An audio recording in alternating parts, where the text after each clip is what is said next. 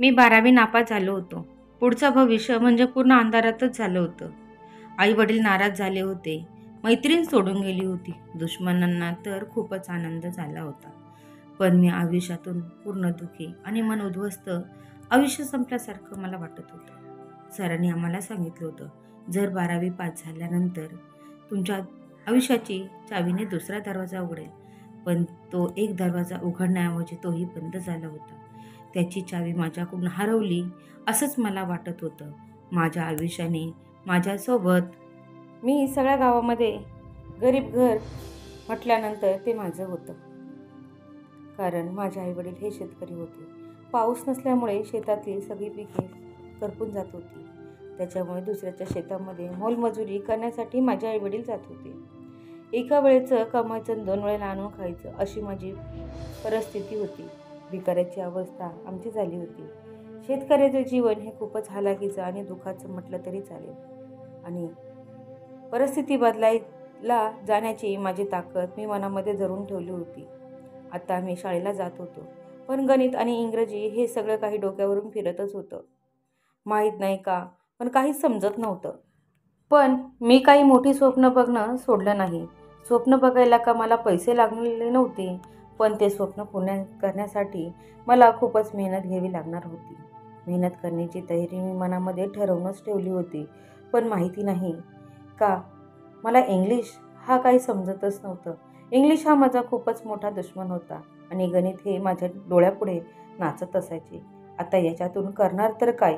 आणि मराठी माध्यमातून आणि हिंदी माध्यमातून शिकल्यानंतर आपल्याला नीट इंग्लिशसुद्धा बोलता येत नाही आणि त्यांनी मराठीसुद्धा नीट वाचता येत नाही, अशी माझी आता अवस्था झाली होती.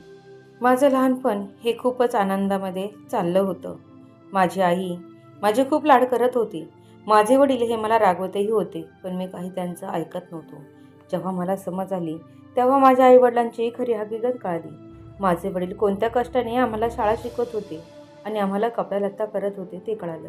शाळेला जायचं आणि धमाल मस्ती करायची, 1ली ते 5वीपर्यंत याच्यावरती काहीच माहिती नव्हतं. जेव्हा मी 5वीला गेल्यानंतर एका गावावरून दुसऱ्या गावी जात होतो, तेव्हा शाळेचे मला महत्त्व थोडे थोडे कळायला लागले होते. तरी पण 5वी ते 8वीपर्यंत एवढी समज नव्हती. मला अल्लडच बुद्धीचं म्हटलं जाईल. चिंच बोरा रस्त्याने खात खात जायचं. आई मला डब्याला कधीतरी गव्हाची चपाती दे ना गं. माझी आई नेहमीच माझ्यावरती चिडत असायची. ह्या पोराच्या तोंडाला खूपच चटके आहेत. भाकरी खायचं सोडून दिलं आहे आणि आता याला गव्हाची चपाती कुठून आणायची? कारण त्यावेळेला गहूही खूपच महाग होते. पोराच्या डब्याला चपातीची हौससुद्धा मी पूर्ण करू शकलो नाही. अशी माझ्या आईवडिलांची परिस्थिती होती. माझे आईवडील कधी कधी खूपच खचून जायचे. आपल्या मुलाची कोणती हौस करू शकलो नाही. त्यांना चांगलं चांगलं खाऊ घालायला आपले ऐपत नाही. आपली मुलं किती हट्ट करतात लोकांच्या मुलांकडे बघून ते सुद्धा कळत होतं. माझी मुलं तर फक्त खायला मागतात, तरी ती परिस्थितीसुद्धा नव्हती. माझ्या मुलांचे मी लाड पुरू शकत नाही. आमच्या गावाच्या पाटलाच्या इथे माझी आई मोलमजुरी करायची. घरामध्ये 2 शेळ्या होत्या. माझे वडील दगडं फोडायला जायचे. ते सुद्धा त्यांच्या पोटलीमध्ये बाजरीची भाकर आणि लसणाची मिरची असं काहीतरी घेऊन जायचे. कधी कधी तर कांदा आणि भाकरीसुद्धा माझे वडील स्वतःच खायचे. घरामध्ये भाजीला तेलसुद्धा नसायचं. एवढी बिकट परिस्थिती माझी होती. आतापर्यंत अशी परिस्थिती कोणीही बघितली नसेल, पण ही परिस्थिती मी स्वतः पाहिली आहे. उन्हातानामध्ये माझे आई वडील भाकर तुकडा पोटाला पोटभर खात नव्हते. माझ्यापेक्षा माझी लहान बहीणसुद्धा होती. तिलासुद्धा शाळेमध्ये घातलं होतं. आमच्या दोघांचं कसंतरी शिक्षण सुरू झालं होतं.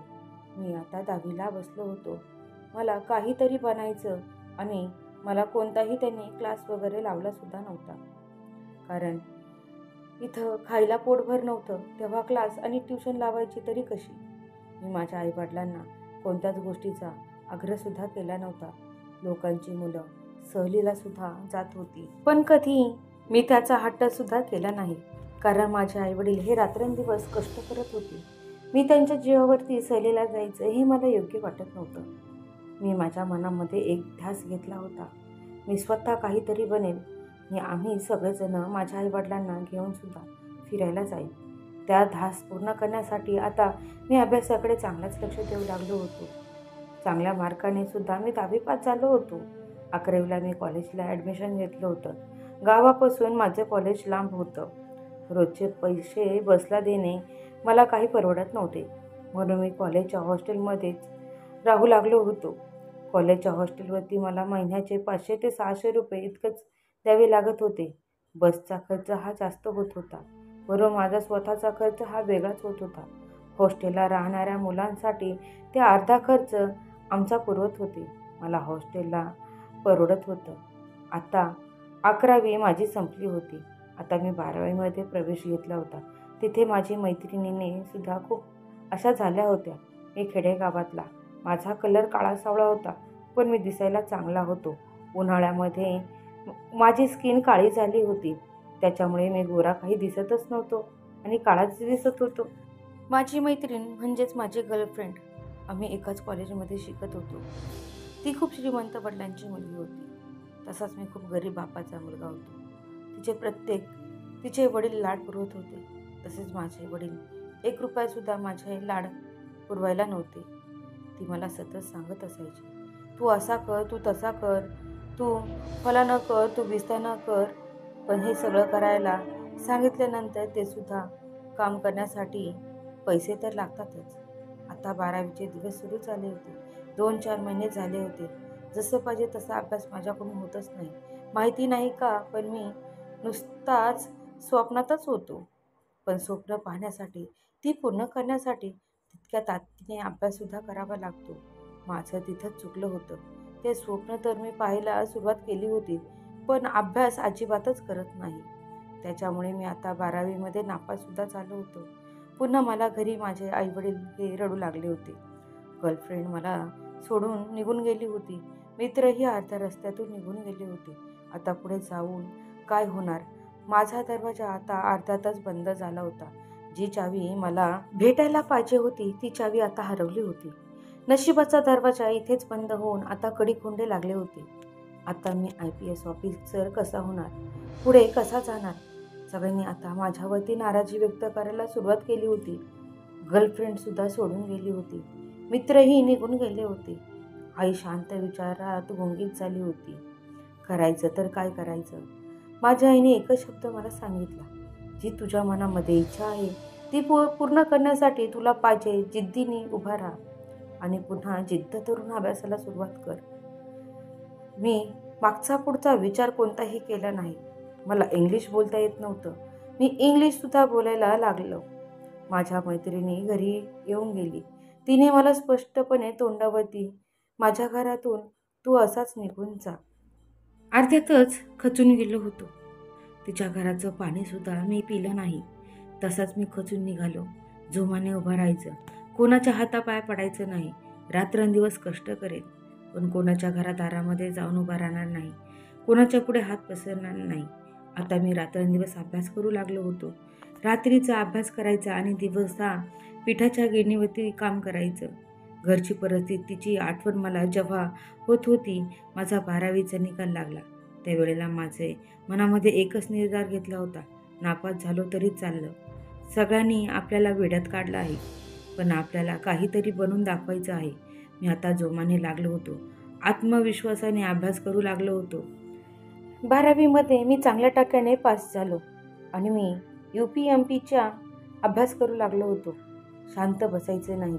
माझी मैत्रीण पुन्हा मला भेटायला माझ्या चक्कीवरती आली. ती मला म्हणू लागली, तू काय करतोय? तेव्हा मी तिला म्हणालो, तुला या गोष्टीची काहीही गरज नाही. तुला पाहिजे तर माझी मैत्रीण सोडून दे. माझे आई वडील कोणत्या दुःखामधून चालले आहेत हे तुला माहिती आहे का? तेव्हा ती शांत बसली. मला काय करायचं आहे ते मी तिलासुद्धा सांगितलं नाही.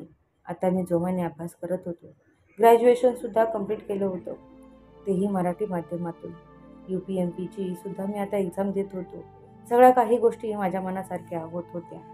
माझं नशीबसुद्धा खूपच चांगलं होतं. मी 2दा पेपर दिले. त्याच्यामध्ये मी UPMPची परीक्षासुद्धा पास झालो. आता मला माझं जे गेलं होतं ते सगळं मिळालं. माझी मैत्रीण पुन्हा माझ्याकडे आली होती. मित्र पुन्हा माझ्याकडे आले होते. आईवडिलांचा आनंद तर गगनात मावेसाच झाला होता. हा जेव्हा संघर्ष करताना माझ्यासोबत कोणीच नव्हतं. त्यावेळेला माझी बहीण, माझे आईवडील हे मला सोडून कुठेच गेले नव्हते. माझ्या बाजूने खंबीरपणे उभे होते. जेव्हा आम्ही PSI बनलो त्यावेळेला सगळं मला ओळखू लागले होते. निकाल पास झाल्याचा लागला. ते क्षण मी तुम्हाला शब्दसुद्धा बोलून दाखवू शकत नाही. आता माझा वेगळाच थाट आहे. माझ्या पहिल्या ऑफिसमधला दिवस मी कधीच विसरणार नाही. माझे गरिबीचे दिवस कधी विसरणार नाही. कितीही श्रीमंत हो किंवा श्रीमंत आली तरी मागचे दिवस विसरून जायचे नाही. ते दिवस आठवले तर पुढचा दिवस कधीच आपल्याला त्रासदायक होणार नाही. कारण पैसा आला तर उतू नये मातू नये, घेतला बसवा सोडू नये हे ध्यानात ठेवा. असे भरपूर 10वी-12वीला मुले नापास होतात. मित्रमैत्रिणी खचून जातात. पण खचून जायचं नाही. कोणी कोणी वेड्यासारखे स्वतःचा जीवसुद्धा गमावतात. पण तो जीव देण्यापेक्षा तुम्ही काहीतरी करण्याची क्षमता मनामध्ये ठेवा. आणि कोण काय बोलतंय त्याच्याकडे अजिबात लक्ष देऊ नका. सांगायचं तात्पर्य इतकंच आहे, स्वतःच्या जीवापेक्षा आणि स्वतःच्या कष्टांपेक्षा दुसरं काहीच महत्त्वाचं नसतं. तुम्ही जर नुसतेच एखादा निर्धार केला तर या जगामध्ये कोणतीही गोष्ट अशक्य नाही की ती तुमच्याजवळ येऊ शकत नाही आणि होऊ शकणार नाही. तुम्ही जीवनात देण्यापेक्षा दुसऱ्याचं कसं कामी येऊ शकतात याचा नेहमीच प्रयत्न करत राहा. न्यूजला, बातम्यांना सगळ्या काही 10वी-12वीचे निकाल लागल्यानंतर ह्या मुलीने गळफास लावून घेतला, त्या मुलाने विहिरीत जीव दिला, कमी मार्क पडले म्हणून त्यांनी असं केलं. अजिबात हे काही करू नये. पण पुढच्या ध्येय नेहमी हमेशा समोर ठेवा आणि नेहमी लढत राहा. खंबीरपणे कणखर बना. तर मित्रांनो, अशीच ही छोटीशी गोष्ट काल्पनिक आहे आणि हिचा कोणाशी काही संबंध नाही आणि संबंध आल्यास तो निव्वळ योगायोगच समजावा. मित्रांनो, तुम्हाला ही छोटीशी गोष्ट आवडली असेल तर नक्की चॅनलला लाईक करा, शेअर करा. छान छान गोष्टी पाहण्यासाठी प्रियांश रिअल स्टोरी या चॅनलला सबस्क्राईब करा. अशा छान छान गोष्टी, नवनवीन गोष्टी, मोटिवेशनल गोष्टी या चॅनलमध्ये